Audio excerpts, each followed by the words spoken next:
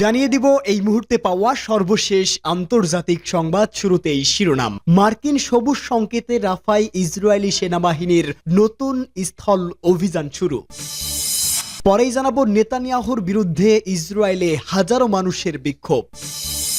এদিকে 4 দিনে 3 শতাধিক শিশুকে হত্যা করেছে ইসরায়েল, জাতিসংঘের মন্তব্য। পরেই জানাবো ইরানের সোনার রিজার্ভে উল্লেখযোগ্য বৃদ্ধি, ইসরায়েলের বিরুদ্ধে যুদ্ধে সম্মুখ সারিতে ইয়েমেন। এবং সর্বশেষ জানাবো সাইরেন শুনেই ইসরায়েলিদের দৌড়, লুকিয়ে কাটল সারা রাত। শুনছিলেন সংবাদ শিরোনাম, এবারে বিস্তারিত। মার্কিন সবুজ সংকেতে রাফায় ইসরায়েলি সেনাবাহিনীর নতুন স্থল অভিযান। 2023 সালের 7 অক্টোবরে গাজা উপত্যকায় আক্রমণ শুরু করা ইহুদিবাদী ইসরায়েলের শাসক গোষ্ঠী ওই অঞ্চলে একটি অস্থায়ী যুদ্ধবিরতি বাস্তবায়ন করে, কিন্তু সরকার ধারাবাহিকভাবে যুদ্ধবিরতি লঙ্ঘন করে আসছে এবং নতুন দফায় রাফা শহর সহ গাজা উপত্যকার বিভিন্ন এলাকায় ব্যাপক আক্রমণ শুরু করেছে। ইসরায়েলি সেনাবাহিনী গতকাল জোর দিয়ে বলেছে যে রাফা শহরে অভিযানের পরিধি বাড়ানো হয়েছে এবং একই সঙ্গে গাজা উপত্যকার উত্তর এবং কেন্দ্রস্থলে সামরিক অভিযান অব্যাহত রয়েছে। ইসরায়েলি সেনাবাহিনী উত্তর গাজা উপত্যকায় ফিলিস্তিনি অবকাঠামো ধ্বংস করেছে।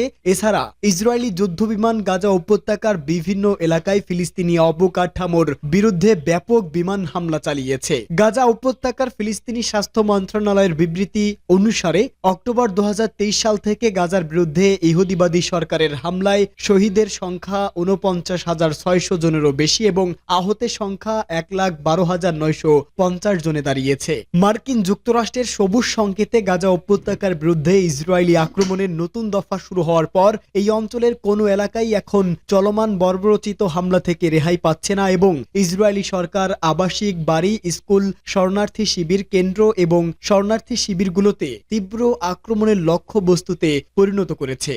নেতানিয়াহুর বিরুদ্ধে ইসরায়েলে হাজারো মানুষের বিক্ষোভ। ইসরায়েলের রাজপথে বিক্ষোভ করেছেন হাজারো মানুষ। গাজায় নতুন যুদ্ধবিরতির দাবিতে তারা এই বিক্ষোভ করেন। এছাড়া প্রধানমন্ত্রী বেনিয়ামিন নেতানিয়াহুর নেতৃত্বাধীন ডানপন্থী সরকারের বিরুদ্ধে বিক্ষোভ করেন তারা। দ্য গার্ডিয়ানের এক প্রতিবেদনে এ তথ্য জানানো হয়েছে। বিক্ষোভকারীদের দাবি, নেতানিয়াহুর সরকার দেশের গণতন্ত্রকে আঘাত করেছেন।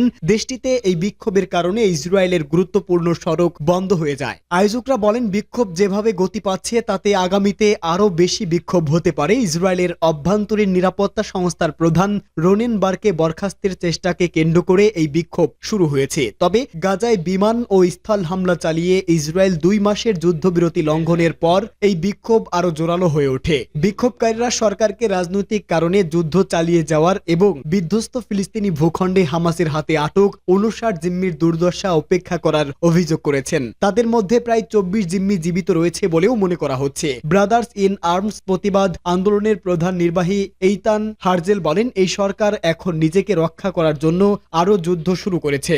ইসরায়েলের জনসাধারণকে বিরক্ত করে এমন বিষয়গুলো থেকে সরে আসতে এমন পদক্ষেপ নিয়েছে।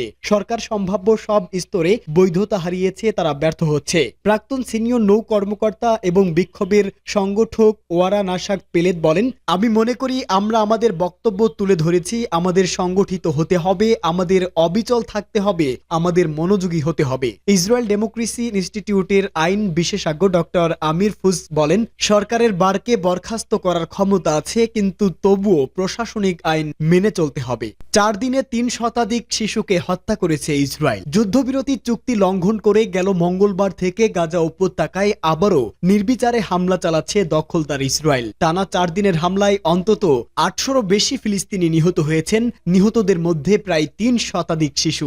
জাতিসংঘের শিশু বিষয়ক সংস্থা ইউনিসেফের বরাতে এ তথ্য নিশ্চিত করেছে কাতার ভিত্তিক সংবাদ মাধ্যম আল জাজিরা। গাজায় ইউনিসেফের মুখপাত্র রোজিলিয়া পাউলিন বলেন, ইসরায়েল নতুন করে হামলা শুরু করেছে। এ দফায় গাজার কমপক্ষে 200 শিশু নিহত হয়েছেন। গাজা স্বাস্থ্য মন্ত্রণালয় বলেছে, নতুন করে হামলা শুরুর পর থেকে এখন পর্যন্ত প্রায় 700-র বেশি ফিলিস্তিনি নিহত হয়েছেন। আহত হয়েছেন হাজারেরও বেশি মানুষ।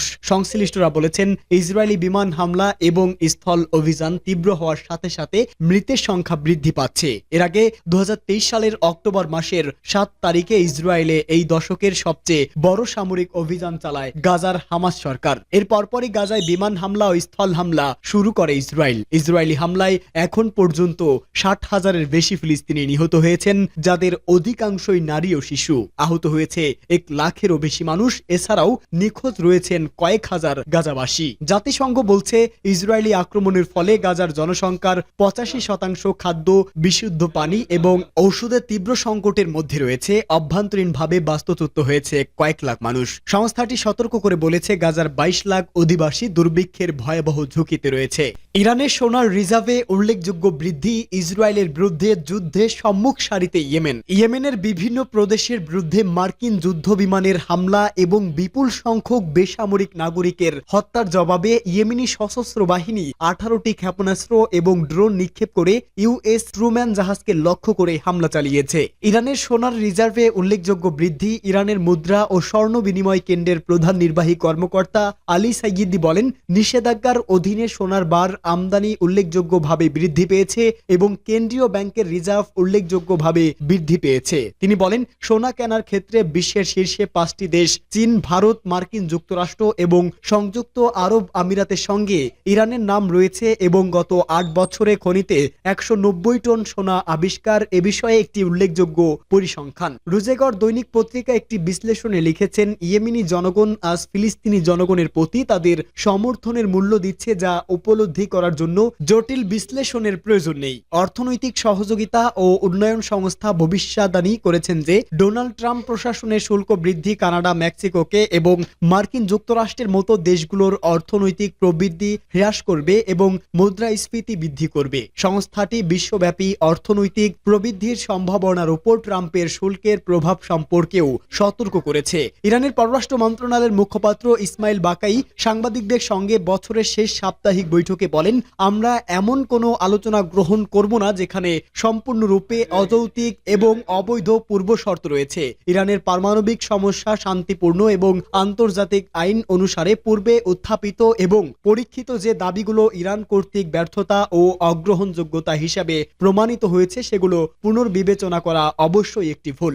সাইরেন শুনেই ইসরায়েলিদের দৌড়, লুকিয়ে কাটলো সারা রাত। সীমান্তের ওপার থেকে কোনো রকেট বা ক্ষেপণাস্ত্র ধেয়ে আসলেই ইসরায়েল জুড়ে বেজে ওঠে সতর্কতামূলক সাইরেন। গাজায় হামলার জবাবে ইসরায়েলে হুতি যোদ্ধাদের ক্ষেপণাস্ত্র হামলার পরও বেজে উঠেছিল সাইরেন, আর তা শুনেই দৌড় শুরু করেন বিভিন্ন স্থানে থাকা ইসরায়েলিরা। মধ্যপ্রাচ্য ভিত্তিক সংবাদ মাধ্যম আল জাজিরা জানিয়েছে, ইসরায়েলে আবারও ক্ষেপণাস্ত্র নিক্ষেপ করেছেন ইয়েমেনের হুতি যোদ্ধারা। এই হামলাকে গুণগত অভিযান হিসাবে বর্ণনা করেছে তারা। প্রতিবেদনে বলা হয়, ক্ষেপণাস্ত্র হামলার সময় ইসরায়েলে বিমান হামলার সাইরেন বাজানো হয় এবং সেই ভয়ে ইসরায়েলিরা লুকানোর জন্য রাতভর ছুটতে থাকেন। এই ঘটনার এক ভিডিওতেও দেখা গেছে সেই চিত্র। তবে ইসরায়েলি সেনাবাহিনীর দাবি, তারা ইসরায়েলের আকাশ সীমার বাইরে এবং মাঝ আকাশে ক্ষেপণাস্ত্রটি প্রতিহত করেছে। এ বিষয়ে এখনো বিস্তারিত কিছু জানা যায়নি। এর আগে ইসরায়েলে রকেট হামলা চালায় ফিলিস্তিনের স্বাধীনতাকামী সংগঠন হামাস। ইসরায়েলি বাহিনীর এক বিবৃতিতে বলা হয়, কিছুক্ষণ আগে গুশদান এবং হাসফেলা এলাকায় সাইরেন বেজে ওঠার পর দক্ষিণ গাজা থেকে ইসরায়েলি ভূখণ্ডে আসা 3টি প্রজেক্টাইল শনাক্ত করা হয়েছে। এদিকে হামাসের সশস্ত্র শাখা কাসাম ব্রিগেডস এক বিবৃতিতে বলেছে, তারা বেসামরিক নাগরিকদের বিরুদ্ধে ইহুদিবাদী হামলার জবাবে তেল আবিবে রকেট হামলা চালিয়েছে।